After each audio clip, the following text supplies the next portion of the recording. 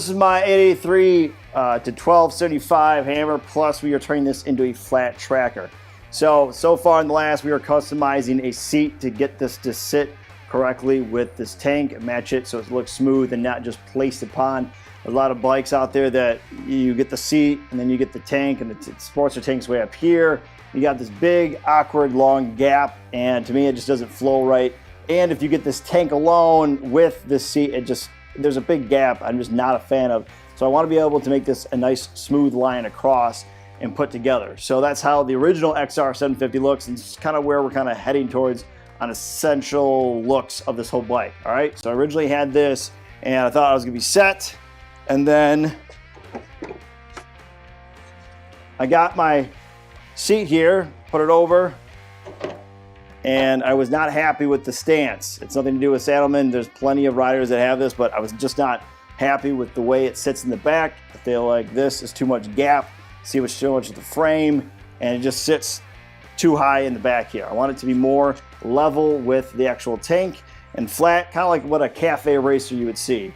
All right, so I'm going to show you guys what we've been doing in the last video.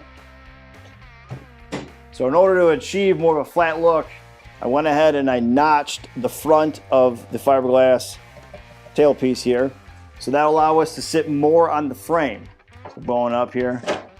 Now we got this all covered up, looks better, smooth, going with the lines, looks awesome. All right, nice in my opinion.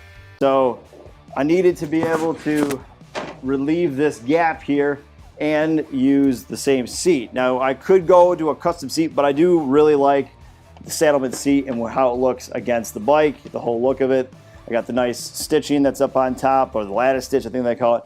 So what I did in the meantime is actually relief cut the bottom, make sure I'm not knocking anything over, with the frame. So I went ahead and I drilled out all of the rivets here, pulled back the leather, and then I released the fiberglass that would match essentially the relief on the tailpiece.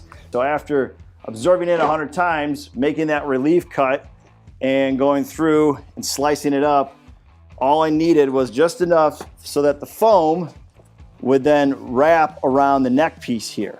So that's where we're at. So now we're flat on the frame and we're flat with the seat now. All right, bam, look at that.